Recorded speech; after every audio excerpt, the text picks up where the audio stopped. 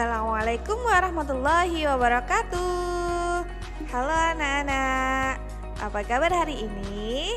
Semoga kita semua selalu dalam keadaan sehat walafiat dan selalu bersemangat. Di sini siapa yang punya hewan peliharaan? Siapa yang pernah naik delman? Sebagian pasti ada yang punya peliharaan dan juga sudah pernah naik delman kan? Nah, itu tadi adalah beberapa contoh dari manfaat hewan bagi kehidupan manusia. Nah, sekarang tahukah kamu apa manfaat lain dari hewan bagi kehidupan manusia? Nah, untuk lebih jelasnya, mari kita bahas manfaat hewan bagi kehidupan manusia di tema 2, subtema 2. Oke. Nah, pada materi kali ini kita mempunyai 3 poin pembahasan materi. Yang pertama yakni manfaat hewan bagi manusia. Yang kedua yakni cara merawat dan memelihara hewan. Dan materi yang ketiga adalah kata ganti ia dan nya. Baiklah, marilah kita membahas poin yang pertama yakni manfaat hewan bagi kehidupan manusia. Nah, ada banyak sekali manfaat hewan bagi manusia. Di sini ada 4 manfaat. Yang pertama, untuk dimanfaatkan tenaganya. Yang kedua, untuk dijadikan bahan makanan dan minuman. Yang ketiga, untuk dijadikan bahan sandang. Dan yang keempat, untuk kesenangan. Kita bahas satu persatu ya. Nah, manfaat yang pertama yakni untuk dimanfaatkan tenaganya. Jadi hewan itu dimanfaatkan tenaganya bisa untuk alat transportasi. Contohnya misalnya ada kerbau atau kuda itu untuk menarik gerobak atau kereta. Nah, yang kedua itu bisa untuk membajak sawah ya, seperti kerbau atau sapi. Kalau zaman dahulu itu dibuat untuk membajak. Dan yang ketiga itu untuk menjaga keamanan lingkungan. Nah, biasanya hewan yang dimanfaatkan untuk menjaga keamanan lingkungan itu biasanya anjing.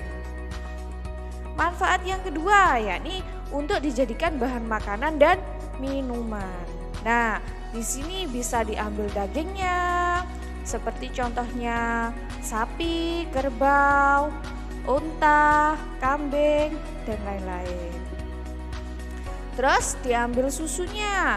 Diambil susunya biasanya susu sapi sama susu kambing ya yang banyak dipasarkan itu. Terus yang ketiga itu diambil telurnya. Biasanya yang diambil telurnya itu ada ayam, ada bebek, ada telur puyuh itu yang paling banyak. Biasanya telur angsa juga ada sih tapi masih jarang. Oke, manfaat yang ketiga yakni untuk dijadikan bahan sandang. Di sini sebenarnya ada 3 sih ya. Yang pertama diambil kopong-kopongnya itu seperti ulat sutra yang dijadikan kain sutra. Terus yang kedua diambil bulunya itu seperti domba. Biasanya yang digunakan itu domba merino ya yang dari Australia itu. Itu biasanya digunakan untuk kain wool. Sama yang diambil kulitnya itu seperti kambing atau sapi itu bisa dijadikan misalnya jaket kulit atau dompet atau yang lainnya. Terus manfaat yang keempat yakni untuk kesenangan. Jadi hewan tersebut itu hanya untuk peliharaan saja, hanya untuk kesenangan. Misalnya ada ikan hias, ada kelinci, ada burung, ada kucing. Siapa di rumah yang suka memelihara kucing? Nah, itu manfaat hewan sebagai kesenangan saja. Oke, selain dari manfaat hewan-hewan yang disebutkan tadi itu biasanya hewan yang jinak ya. Nah, sekarang hewan yang liar pun itu juga ada manfaatnya. Atau biasanya hewan buas atau hewan yang tidak dipelihara biasanya ya. Nah, manfaatnya itu sangat banyak sekali. Yang pertama, misalnya ular sawah dan burung hantu itu membantu petani membasmi hama. Yang kedua, ada kelelawar dan capung. Nah, kelelawar dan capung itu membantu mengurangi jumlah nyamuk di lingkungan sekitar gitu ya. Yang ketiga, yakni burung-burung. Nah, burung-burung di sini itu biasanya memakan hama ulat pada tumbuhan yang ditanam. Yang keempat, ada lebah. Nah, lebah ini selain dimanfaatkan madunya, lebah itu juga sangat membantu sekali dalam proses penyerbukan bunga. Dan yang kelima, yakni cacing. Nah, cacing ini sangat membantu menggumburkan dan menyuburkan tanah untuk ditanam. Selain itu, cacing itu bisa digunakan obat, biasanya digunakan untuk obat tipes. Sangat bermanfaat sekali. Oke, selanjutnya kita membahas poin yang kedua, yakni cara merawat dan memelihara hewan. Jadi di sini hewan itu juga perlu perawatan dari kita, gitu kan. Yang pertama harus kita perhatikan yakni kandang hewan. Nah, jika kita punya peliharaan atau hewan ternak itu kita harus memperhatikan kandang hewan. Syaratnya itu luas gitu kan, agar hewan leluasa bergerak, terus berada di tempat yang cukup udara, terlindung dari panas matahari dan hujan, dan pastinya bersih dan bebas dari bibit penyakit. Hal kedua yang perlu diperhatikan juga itu makanan dan minuman yang dimakan sama hewan. Nah, kita harus memberi makanan rutin setiap hari, diberi makanan dan minuman yang cukup, serta memberi makan yang sehat dan juga sesuai gitu ya, biar hewannya juga tidak mudah sakit. Hal ketiga yang perlu diperhatikan yakni kebersihan tubuh hewan. Kita harus memandikan hewan secara teratur agar terhindar dari penyakit. Dan yang paling penting juga ini adalah memberi vaksin dan membawa ke dokter. Hewan perlu diberi vaksin dengan tujuan untuk mencegah penyakit, karena beberapa penyakit dapat ditularkan dari hewan peliharaan kepada manusia. Kita juga harus memperhatikan keempat hal tersebut. Oke, beranjak dari situ kita selanjut ke poin ketiga, yakni kita membahas kata ganti iya dan nya. Tapi sebelumnya kita bahas dulu pengertian dari kata ganti. Kata ganti atau pronominal adalah kata yang dipergunakan sebagai pengganti subjek atau objek yang berupa benda dan orang. Nah, terus fungsinya apa? Nah, fungsi kata ganti adalah penggunaan kata ganti itu dimaksudkan agar suatu kalimat disampaikan secara lebih efektif dan singkat. Nah, jadi di sini kita itu tidak perlu mengulangi lagi subjek atau objek yang sudah disebutkan sebelumnya gitu.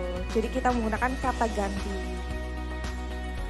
Nah, lalu apa sih perbedaan kata ganti iya dan nya? Nah, yang pertama, penggunaan kata ganti iya.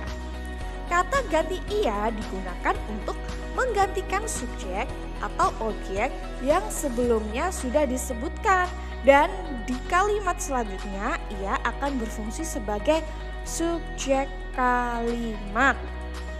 Kita punya contoh di sini ya.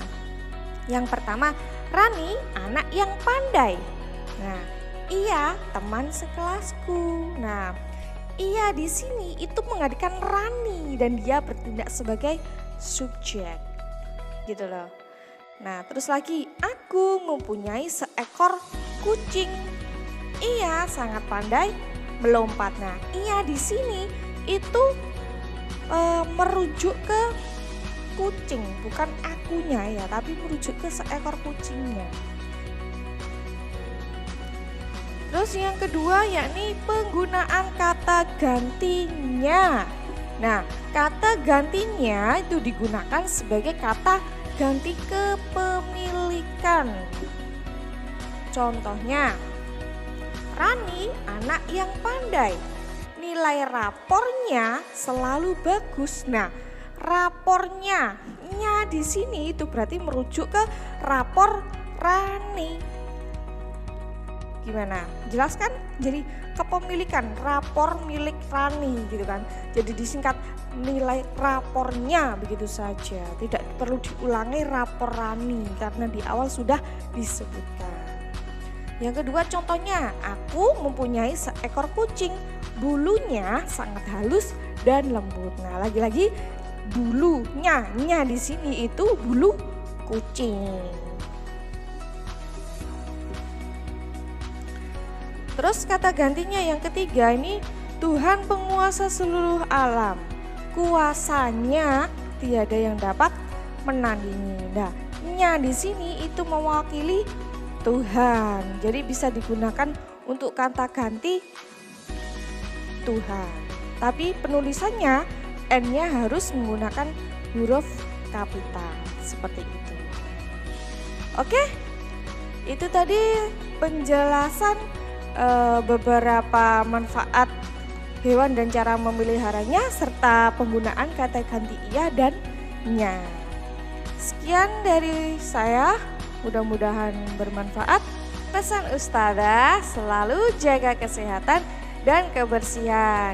Jangan lupa sholat 5 waktu dan mengaji secara rutin. Oke anak-anak, saya akhiri. Wassalamualaikum warahmatullahi wabarakatuh.